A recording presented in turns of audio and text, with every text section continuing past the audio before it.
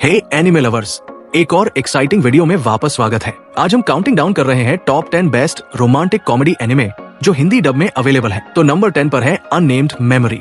ये एक जापानी फैंटेसी एनिमे सीरीज है। स्टोरी फारसास के प्रिंस ऑस्कर की है, जो एक कर्ज की वजह से वंशज नहीं पा सकते। सॉल्यूशन ढूंढते हुए वो पावरफुल एजूर मून की विच तिनाशा के टावर पर चढ़ते हैं, उम्मीद करते हुए कि वो उनका कर्ज हटा सकती है। तिनाशा ने बताया कि कर्ज तोड़ना लगभग इम्पॉसिबल है, लेकिन सजेस्ट किया कि अगर ऑस्कर किसी पावरफुल मैजिकल पावर वाली लड़की से शादी कर ले तो शायद कर्ज उसे अफेक्ट न करे। ऑस्कर ने तिनाशा को प्रपोज किया, उसने मना कर दिया, लेकिन एक साल के लिए उसके किंगडम में रहने को हाँ कह दिया। एंड नंबर 9 पर है मुशोको टेंसी, जॉबलेस री इनकारनेशन। ये एक जापानीज एनिमे सीरीज है जो रिफुजिन मागोनोते की लाइट नॉवेल से अडैप्ट की गई है। कहानी एक 34 साल के एनईटी की है जो एक एक्सीडेंट में मरने के बाद फैंटेसी वर्ल्ड में रूडियोस ग्रेरथ के रूप में री इनकारनेट होता है। अपनी पिछली लाइफ की मेमोरीज रखते हुए रूडियोस बिना रिग्रेट्स के जीने की जर्नी शुरू करता है, मैजिक में महारत हासिल करता है और कॉम्प्लेक्स रिलेशनशिप्स को नेविगेट करता है। एंड नंबर 8 पर है द श्यूनजी फैमिली चिल्ड्रन, एक जापानी रोमांटिक कॉमेडी एनिमे सीरीज है। कहानी अराता श्यूनजी के इर्द गिर्द घूमती है, जो अपनी 5 बहनों और एक छोटे भाई के साथ रहता है। उन्हें लगता था कि वो सब बायोलॉजिकल सिबलिंग्स हैं, लेकिन उनकी लाइफ में एक अनएक्सपेक्टेड टर्न आता है जब उनके फादर रिवील करते हैं कि उनमें से कोई भी ब्लड से रिलेटेड नहीं है। इस रिवेलेशन से कॉम्प्लेक्स डायनामिक शुरू होते हैं, जैसे वो अपने न्यू फाउंड रिलेशनशिप्स को नेविगेट करते हैं। एंड नंबर 7 पर है how a realist hero rebuilt the kingdom.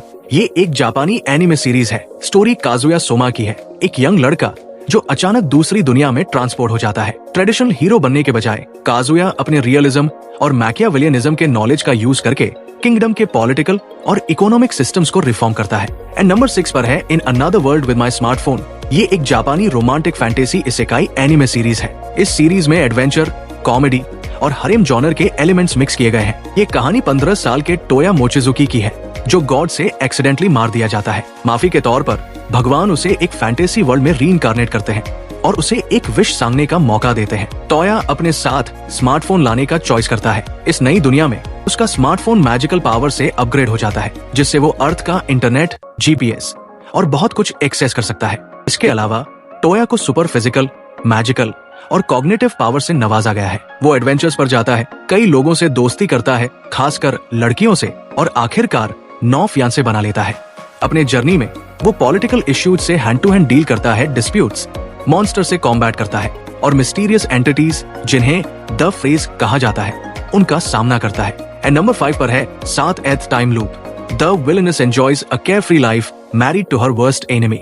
ये एक जापानी एनिमे सीरीज है जो तोको अमेकावा की लाइट नॉवेल से अडैप्ट की गई है। स्टोरी रिशे वेइजन की है, जो एक ड्यूक की बेटी है और उसने 6 पिछले जन्म एक्सपीरियंस किए हैं, जो हर बार 20 साल की उम्र में खत्म हो जाते हैं जब उसकी एंगेजमेंट टूट जाती है। अपनी 7वीं लाइफ में ऋषि एक शांत एग्जिस्टेंस जीने की डिटरमिन्ड है, लेकिन उसके प्लान्स चेंज हो जाते हैं जब नेबरिंग हाइन किंगडम के प्रिंस अर्नोल्ड, जो उसकी पास्ट लाइफ में उसकी डेथ के रिस्पॉन्सिबल थे, मैरिज प्रपोज करते हैं। वॉर रोकने और आर्नल्ड के मिस्ट्रीज को अनकवर करने के लिए ऋषि ने उसका प्रपोजल एक्सेप्ट कर लिया।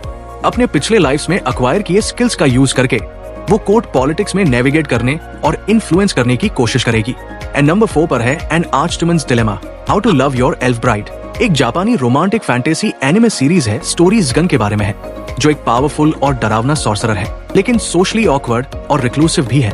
एक अंडरग्राउंड ऑक्शन में उसकी मुलाकात नेफी से होती है, जो एक खूबसूरत एल्फ स्लेव है, और वो पहली नजर में ही उससे प्यार कर बैठता है। वो उसे खरीदने के लिए अपना पूरा फॉर्चून खर्च कर देता है। ज़गान की डरावनी पर्सनैलिटी के बावजूद वो अपने फीलिंग्स एक्सप्रेस करने में स्ट्रगल करता है, इसलिए उनका रिलेशनशिप स्लोली डेवलप होता है, जबकि वो दूसरे सॉर्सरर्स और चर्च से आने वाली चैलेंजेस का सामना करते हैं। एंड नंबर 3 पर है the world's finest assassin gets reincarnated in another world as an aristocrat. ये एक जापानी romantic isekai fantasy anime series है। स्टोरी एक लेजेंडरी असैसिन की है, जो अपने ही ऑर्गेनाइजेशन से बिट्रेल और किल होने के बाद एक गॉडेस द्वारा मैजिक की दुनिया में रीइनकारनेट होता है।